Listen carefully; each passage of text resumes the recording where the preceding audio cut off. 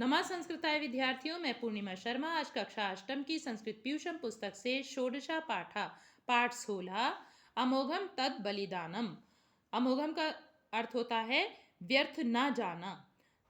तद मतलब उनका, बलिदानम मतलब बलिदान, उनका बलिदान व्यर्थ नहीं गया। तो किन के बलिदान के बारे में बात हो रही है इस पाठ में हम पढ़ेंगे। प्रारंभ करते हैं। जम्मू कश्मीर राज्य से कारगिल क्षेत्रे 1999 तमे वर्षे मई मासतः भारतीय सेना युद्धम करोति स्म। जम्मू कश्मीर राज्य के कारगिल क्षेत्र में 1999 ईस्वी वर्ष में मई के महीने से भारतीय सेना युद्ध कर रही थी। देखिए, करोति वर्तमान काल की क्रिया है, इसमें इस्म जुड़ने से ये भूतकाल का अर्थ देती है। देशस्य तद्भागे अंतः प्रविष्टानाम् अतिक्रमणकारिणां निरसनाय असौ यत्नः क्रियते स्म। देश के उस भाग में अंदर प्रवेश किए हुए अतिक्रमणकारी वो होते हैं जो देश की सीमा में बिना किसी परमिशन के घुस आते हैं, तो उनको अतिक्रमण यानी कि उल्लंघन करने वाले अर्थात अतिक्रमणकारियों को निरसनाय मतलब हटाने के लिए इनके द्वारा, किनके द्वारा, भारतीय सेना के द्वारा प्रयत्न किया जा रहा था। देखिए, यहाँ पर भी वर्तमान काल की क्रिया के साथ इसमें जुड़ा है, इसलिए था का प्रयोग करेंगे हम। तो देश के उस भाग में अंदर प्रवेश किए हुए अतिक्रमणकारियों को हटाने के लिए इनके द्वारा प्रयत्न किया जा रहा था। अस्मिन् भूभागे बहुपूर्व में शत्रुभिः व्यवस्थित रीत्या अतिक्रमणम विचिन्ते आरब्धम तदा ज्ञातम। इस भूभाग में बहुत पहले से ही शत्रुओं के द्वारा व्यवस्थित रीति से अतिक्रमण सोच समझकर आरंभ किया गया। तदा ज्ञातम, यह तब ज्ञात हुआ जनवरी मासे एव भारतीय गुप्तचर विभागई जम्मू कश्मीर राज्य से कारगिल वलये स्थितायाः सीमा नियंत्रण रेखायाः समीपे पाकिस्तानस्य किमपि विमानं दृष्टम आसीत्। जनवरी के महीने में ही भारतीय गुप्तचर विभाग के द्वारा, कौन होगा, सीबीआई, जिसे आप अंग्रेजी में सीबीआई के नाम से जानते हैं, तो भारतीय गुप्तचर विभाग के द्वारा जम्मू कश्मीर राज्य की कारगिल वलय, कारगिल घाटी, वलय कहते हैं घाटी को, कारगिल घाटी में स्थित सीमा नियंत्रण रेखा के पास में पाकिस्तान के किमपि कुछ विमान दृष्टम मतलब देखे गए थे, आसीन मतलब थे।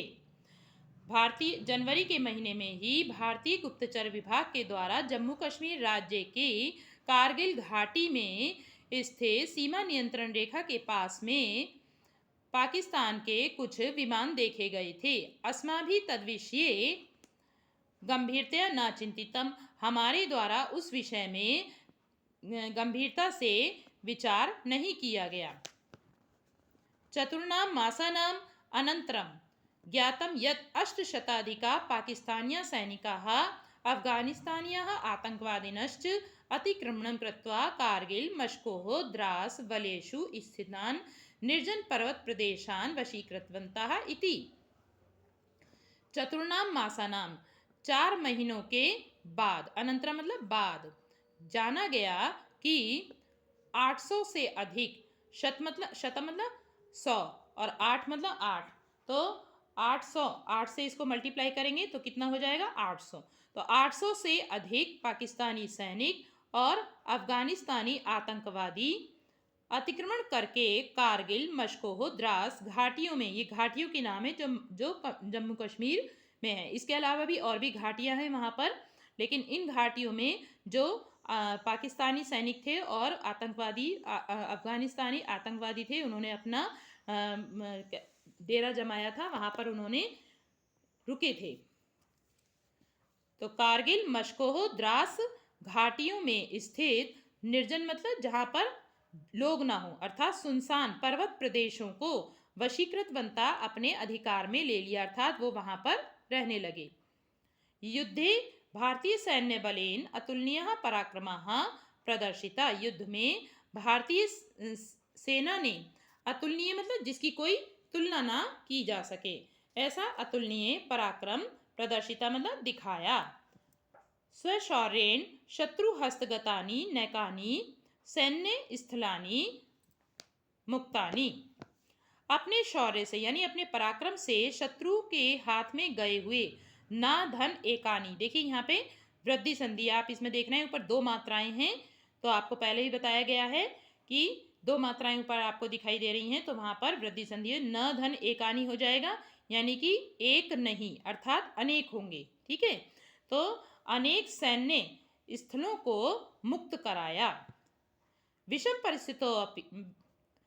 परिस्थितौ भीषणे च युद्धे भारतीय सैन्य बलम विजयन प्राप्तवान। विषम परिस्थितियों में भीषण युद्ध में भारतीय सेना ने विजय प्राप्त की। विषम परिस्थिति क्यों थी? क्योंकि वहां पर उस समय बहुत ठंड थी। देखिए जो वहां पे सैन्य बल थे वो पहले से रुके हुए थे, तो वहां की विषम परिस्थितियों से वो अवगत थे, लेकिन यहाँ पर जो भारतीय सेना थी वो वहां की विषम परिस्थितियों से अवगत नहीं थी, इसलिए उनके लिए विषम परिस्थितियां थी। तो विषम परिस्थितियों और भीषण युद्ध में भारतीय सेना ने विजय प्राप्त की। अस्मिन् वीरतापूर्णे अभियाने अनेके सैनिका वीरगतिम प्राप्तवन्ता। इस वीरतापूर्ण अभियान में अनेक सैनिक वीरगति को प्राप्त हो गए। सैनिकानां प्राणोत्सर्गं नत्वा चत्वारः अस्मदीयाः वीरसैनिकाः परमवीर चक्रेण सम्मानिताः। सैनिकों के प्राणोत्सर्ग कहते हैं प्राणों को छोड़ना, अर्थात सैनिकों का बलिदान। सैनिकों के बलिदान को चत्वारः अस्मदीया, हमारे इन 4 वीर सैनिकों को परमवीर चक्र से सम्मानित किया गया। एते संति, ये हैं, अब इन चारों के नाम दिए हुए हैं यहाँ पर। कैप्टन मनोज कुमार पांडे, सूबेदार योगेंद्र सिंह यादव, तीसरे हैं कैप्टन विक्रम बत्रा, और चौथे हैं राइफलमैन संजय कुमार। शांति प्रियाः भारतीयाः इत्यत्र नास्ति संशय। भारतीय शांति प्रिय हैं, इसमें कोई संशय नहीं है, कोई संदेह नहीं है। परम आत्मरक्षणे वयं न कदापि अलसाः इति प्रधानमंत्रिणा अन्यश्च उद्घोषितम्। परंतु अपनी रक्षा करने में हम सब कभी भी आलस नहीं करेंगे, ऐसी प्रधानमंत्री और अन्यों की यानी कि अन्य मंत्रियों की उद्घोषणा है। वयं देश रक्षणार्थं स्वप्राणान् पणीकृत्य कार्यं कृतवन्तः कुर्वतश्च सर्वान् योद्धॄन् सगौरवं स्मरामा वयम्। हम सब देश की रक्षा करने के लिए अपने प्राणों को पणीकृत मतलब दांव पर लगाकर या अपने प्राणों की बाजी लगाकर कार्य करते हुए सभी योद्धाओं को सगौरवम गौरव के साथ याद करते हैं। तेषाम आत्मबलिदानम व्यर्थम यथा न भवेत् तथा सर्वैरपि प्रयत्नीयम्। उन सबका आत्मबलिदान व्यर्थ ना हो जाए, यथा जिससे उन सबका जिस प्रकार से आत्मबलिदान व्यर्थ ना हो जाए, तथा उस प्रकार वैसे ही हम सबको प्रयत्न करना चाहिए। आज के लिए इतना ही। अगली वीडियो में इस पाठ के शब्दार्थ और अभ्यास कार्य के साथ हम मिलेंगे। धन्यवाद।